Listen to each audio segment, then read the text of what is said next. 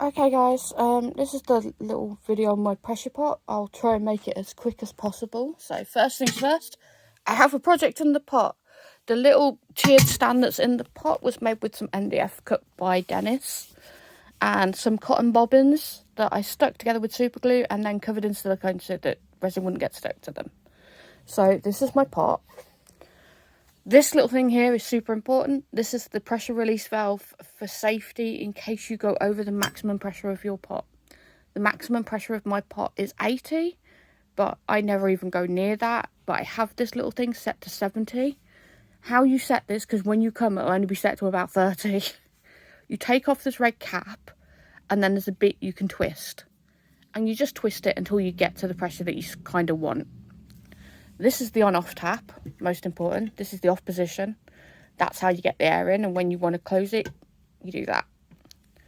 And this is my pressure gauge. Now, as you can see, I have the red gauge set to a certain number. Should it want to focus? Hello? Okay, I have this pressure gauge set to 40. For resin, I don't go over 40. But if I'm making moulds, I use 55. And that means that my moulds will always be 50 more dense than my resin is. Meaning I've got a really good mould that doesn't have any bubbles in or anything. And lastly, this is my compressor. This is an industrial compressor. You do not need this. You can use a hobbyist compressor. So if you've got an airbrush and you use a compressor for that, or if you've got a tyre compressor, as long as you've got a fitting that will go on this end, you can use any of those. This was actually the cheapest compressor I could find at the time. So, annoyingly, I now have an industrial compressor for no reason. But let's get on with it. So the first thing we need to do is we need to tighten up the pot. So what we do is we move these into place, and you want to tighten it from both sides at once, opposite sides. So this side and this side. And yeah, excuse the background. A little bit of a mess here at the moment. We're renovating some stuff. So we tighten that one first, because I've only got one hand while filming. And then we tighten the other two. And this makes sure that the pot is sealed.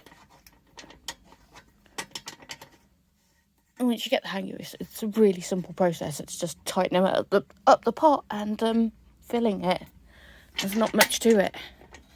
Now, the reason you want to use a pressure pot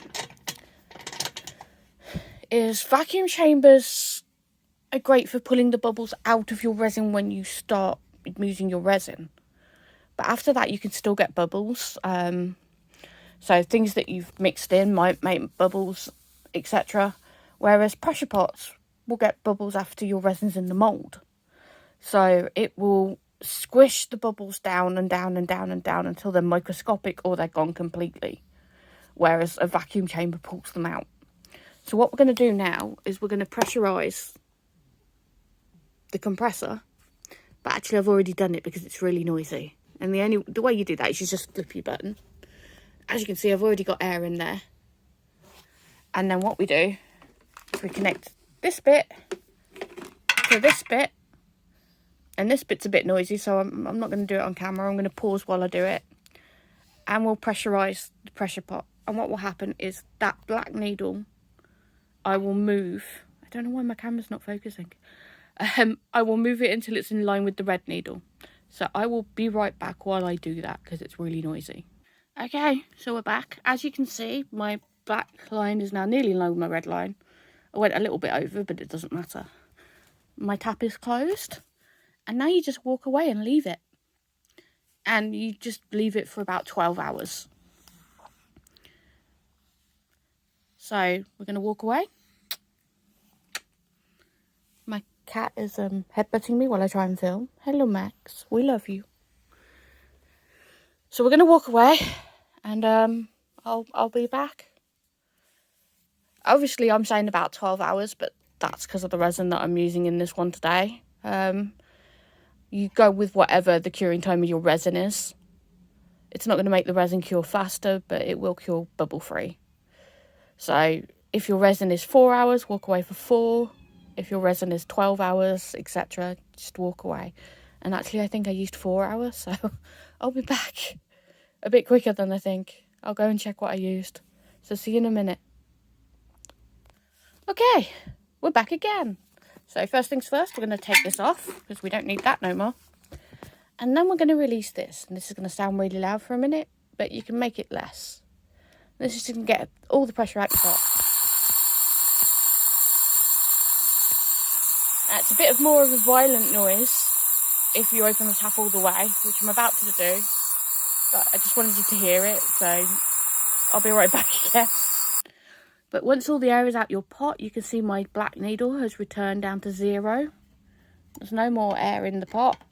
Doing that does nothing. So now we can open it up. And always from opposite sides again. It's just a good habit.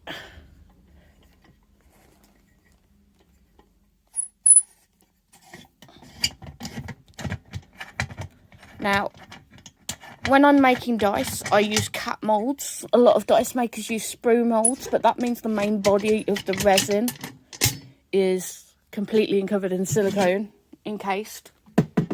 But you don't have to do that for a pressure pot. You can use any moulds in a pressure pot.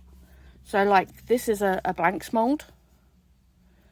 And yeah, I overfilled it, but like you can see there's no bubbles there. This is a keyring mould. And again, no bubbles. This is a little earrings mould. There's just nothing, it's just nice and flat and shiny.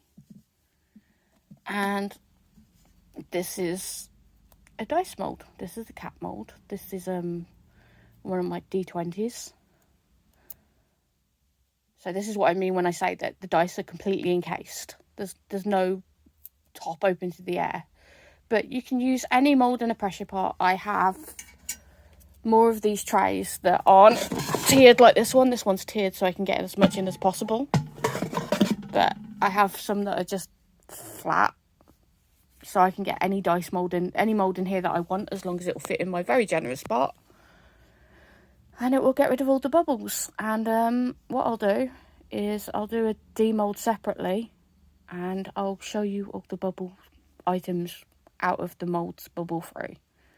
But this is just for resin supplies then, so that everyone can see how you use a pressure pot and how easy it is and what actually happens. So I'll speak to you soon. Bye.